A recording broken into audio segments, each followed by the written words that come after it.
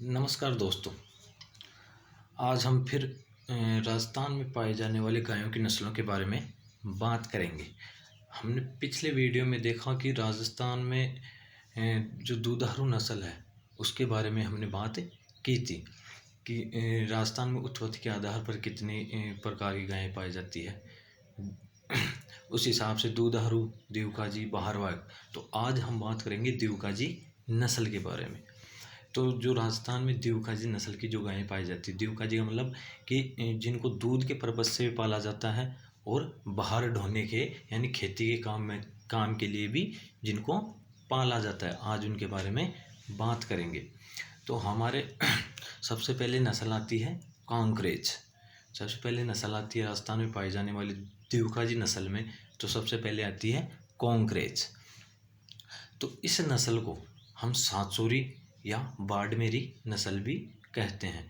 जो कांकरेज नस्ल है उसको और दो नामों से और जाना जाता है, जिसे हम सांचौरी कह सकते हैं या बाड़मेरी के नाम से भी कह सकते हैं।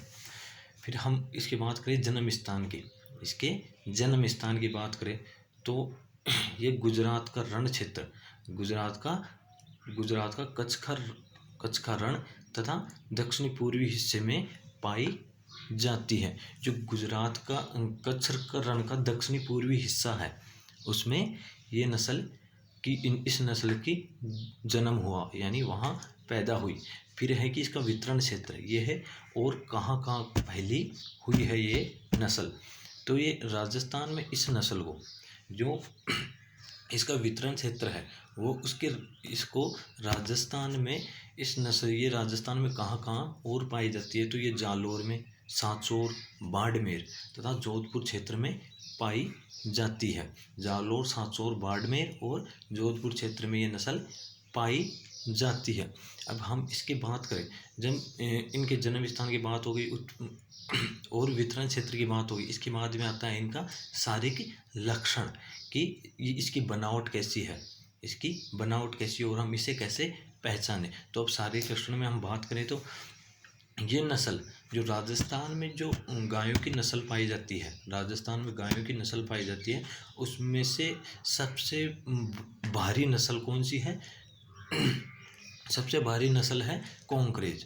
राजस्थान में जो जितनी भी गायें पाई जाती है उनमें सबसे भारी नस्ल है कांकरेज। फिर आता है इसका रंग कैसा होता है? इसका रंग होता है सिल्वर ग्रे से काला रंग का होता है। इसका रंग होता है सिल्वर और काला, सिल्वर ग्रे से थोड़ा काला रंग होता है।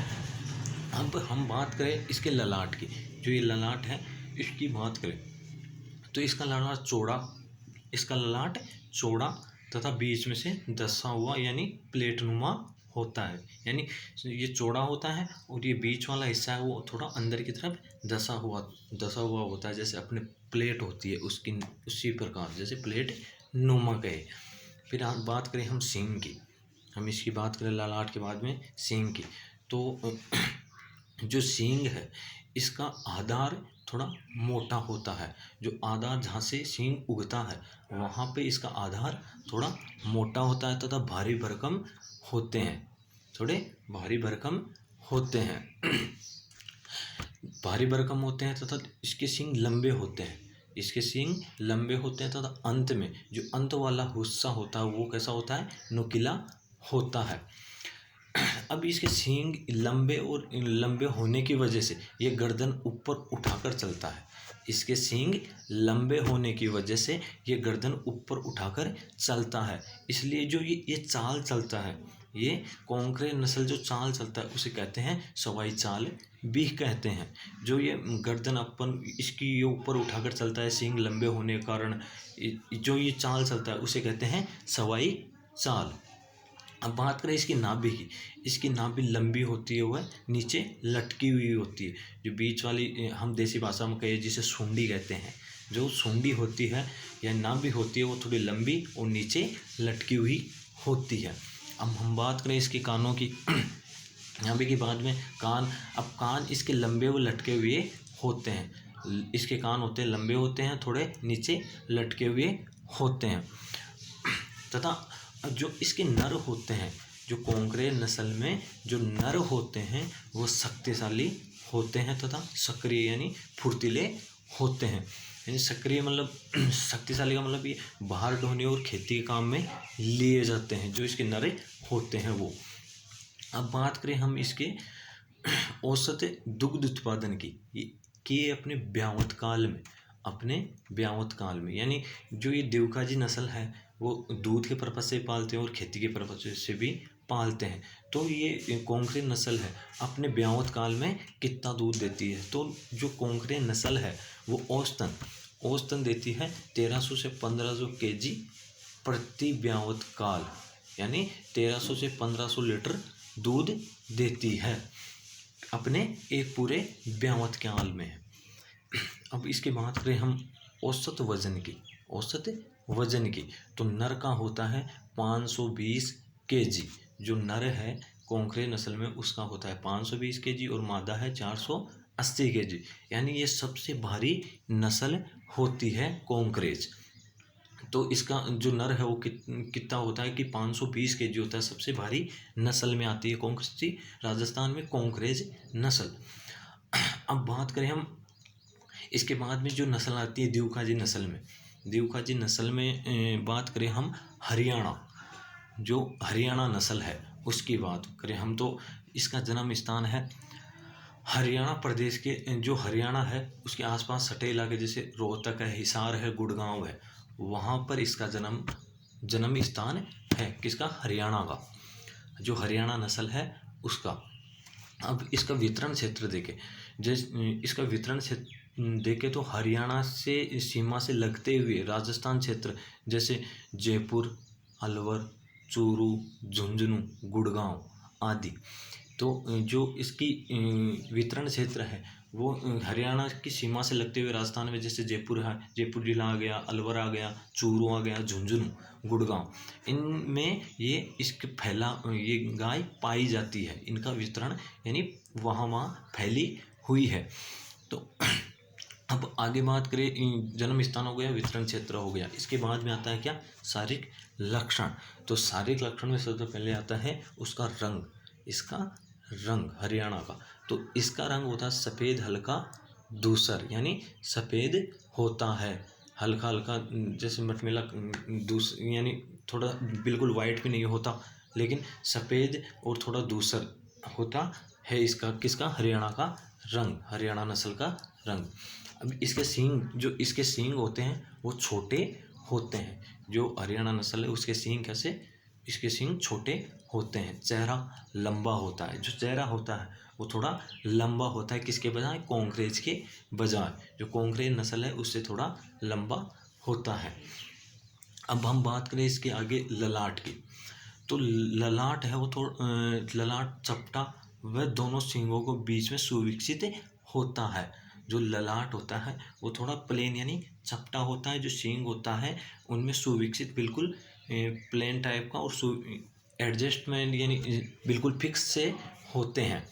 फिर आता है इसके कान, जो इसके कान होते हैं वो छोटे और नुकीले होते हैं।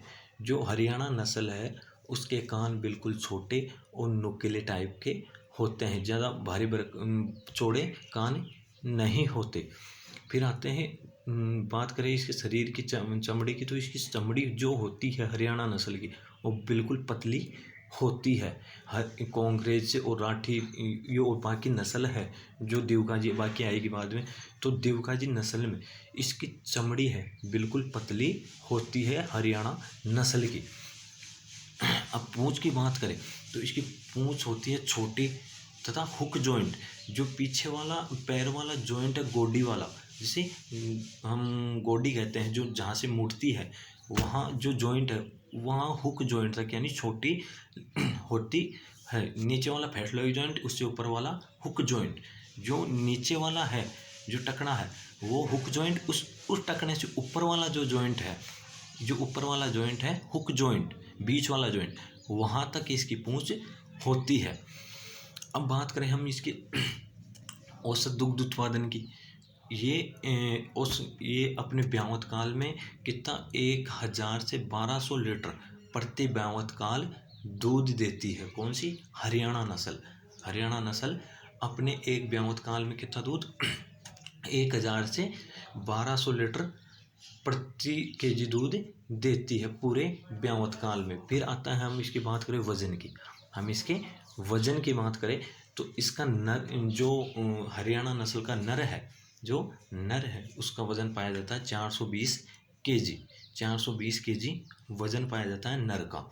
फिर बाद में आता है मादा, तो मादा में इसका वजन होता है 344 केजी। मादा का वजन होता है 344 केजी। शरीर होता है किसका? राठी नस्ल का।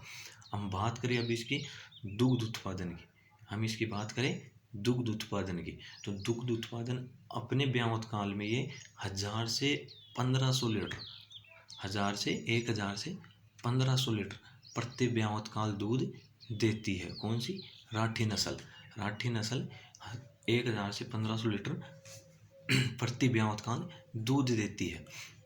अब बात करें हम इसके बाद में इसके वजन की, इसके वजन की बात करें तो जो नर है, जो इसका नर है इसका वजन होता है 400 केजी और मादा का होता है 344 केजी। तो आज हमने बात की किसकी? जो राजस्थान में देवकाजी नस्ल है उसके बारे में हमने बात की। हमने तीन नस्लों के बारे में बात की, कांग्रेस, हरियाणा और राठी। कांग्रेस, हरियाणा और राठी। लेकिन इसमें एक ये था कि जो राजस्थान में जो नस्ल पाई जाती है गायों की नस्ल, उसमें सबसे भारी भरकम वाली नस्ल कौन सी है? कांग्रेस। सबसे भारी भरकम वाली नस्ल है कांग्रेस। और एक नस्ल है जो क्वेश्चन है कि मान लो कि राठी नस्ल किनके संकरण से मिलकर उत्पत्ति हुई, किनके संकरण से राठी नस्ल की उत्पत्ति हुई? तो राठी नस्ल की उत्पत्ति हुई इसकी साहिवाल, रेड सिंधी और थारपारकर से। साहिवाल, रेड सिंधी और थारपारकर के संकरण से इसकी उत्पत्ति हुई। कांग्रेस और हरियाणा के बाद में देवकाजी नस्ल कौन सी? राठी। तीसरी नस्ल जो देवकाजी नस्ल में पाई जाती है वो पाई जाती है राठी। तो हम राठी की बात करें तो राठी की उत्पत्ति कैसे हुई? तो राठी की उत्पत्ति हुई साहिवाल, रेड सिंधी और थारपारकर, जो तीनों नस्ल है उनके आपस के संकरण से राठी नस्ल की उत्पत्ति हुई। ये इम्पोर्टेंट क्वेश्चन भी है कि राठी नस्ल की उत्पत्ति कैसे हुई, कौन कौन सी नस्लों के मिलन संकरण से इसकी उत्पत्ति हुई? तो इसकी उत्पत्ति हुई साहिवाल नस्ल है जो दुधारू नस्ल है उससे, रेड सिंधी और थारपारकर, इन तीनों के आपस के संकरण से जो नस्ल उत्पत्ति हुई वो कौन सी नस्ल है? राठी नस्ल। फिर बात करें इसका वितरण क्षेत्र, ये कहाँ कहाँ फैली हुई है, ये कहाँ कहाँ पाई जाती है ये नस्ल, राठी नस्ल? तो ये बीकानेर में, श्री गंगानगर व हनुमानगढ़ में पाई जाती है। बीकानेर, श्री गंगानगर व हनुमानगढ़ में ये नस्ल पाई जाती है। अब हम बात करें इसके शारीरिक लक्षण की, इसके शारीरिक लक्षण की बात करें तो सबसे पहले आता है रंग। रंग में आता है कि जो इसका रंग होता है चितकबरा, लाल, भूरा, अर्थात इन तीनों नस्ल का मिश्रित रंग होता है। चितकबरा मतलब लाल, थोड़ी सफ़ेद धारियाँ, यानी जो तीनों नस्ल होती है, जो तीनों नस्ल कौन कौन? साहिवाल, रेड सिंधी और थारपारकर, जो तीनों नस्ल है उन तीनों का रंग, इन तीनों का रंग मिश्रित होता है। तीनों का रंग इस किस्म राठी नस्ल में पाया जाता है। अब बात करें हम इसके शरीर की, इसका सिर की बात करें, ललाट की बात करें तो इसका सिर छोटा होता है। किनसे? हरियाणा और कांग्रेस से इसका सिर छोटा तथा ललाट बीच में थोड़ा दसा हुआ।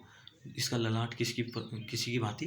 कांग्रेस की भांति। जो इसका ललाट होता है वो थोड़ा अंदर की तरफ दसा हुआ होता है। इसका जो ललाट होता है वो थोड़ा अंदर की तरफ दसा हुआ होता है। और अब इसके सींग की बात करें तो इसके सींग होते हैं, जो इसके सींग होते हैं वो थोड़े छोटे होते हैं, बिल्कुल छोटे छोटे सींग पाए जाते हैं राठी नस्ल के। जो अब इसकी बात करें शरीर की तो इसका शरीर होता है वो मध्यम आकार का तथा मजबूत होता है। इसका शरीर ज़्यादा भारी भरकम वाला शरीर नहीं होता, किसका? राठी नस्ल का। तो मीडियम साइज, मध्यम आकार का होता है तथा मजबूत होता है, बिल्कुल मजबूत शरीर होता है किसका? राठी नस्ल का। हम बात करें अभी इसकी दुग्ध उत्पादन की, हम इसकी बात करें दुग्ध उत्पादन की, तो दुग्ध उत्पादन अपने ब्यावत काल में ये 1000 से 1500 लीटर, 1000 से 1000 से 1500 लीटर प्रति ब्यावत काल दूध देती है। कौन सी? राठी नस्ल। राठी नस्ल 1000 से 1500 लीटर प्रति ब्यावत काल दूध देती है। अब बात करें हम इसके बाद में इसके वजन की, इसके वजन की बात करें तो जो नर है, जो इसका नर है, इसका वजन होता है 400 केजी और मादा का होता है 344 केजी। तो आज हमने बात की कौन किसकी? जो राजस्थान में देवगाजी नस्ल है उसके बारे में हमने बात की। हम तीन नस्लों के बारे में बात की, कांग्रेस, हरियाणा और राठी। कांग्रेस, हरियाणा और राठी। लेकिन इसमें एक ये था कि जो राजस्थान में जो नस्ल पाई जाती है गायों की नस्ल, उसमें सबसे भारी भरकम वाली नस्ल कौन सी है? कांग्रेस। सबसे भारी भरकम वाली नस्ल है कांग्रेस। और एक नस्ल है जो क्वेश्चन है कि मान लो कि राठी नस्ल किनके संकरण से मिलकर उत्पत्ति हुई, किनके संकरण से राठी नस्ल की उत्पत्ति हुई? तो राठी नस्ल की उत्पत्ति हुई इसकी साहिवाल, रेड सिंधी और थारपारकर से। साहिवाल, रेड सिंधी और थारपारकर के संकरण से इसकी उत्पत्ति हुई।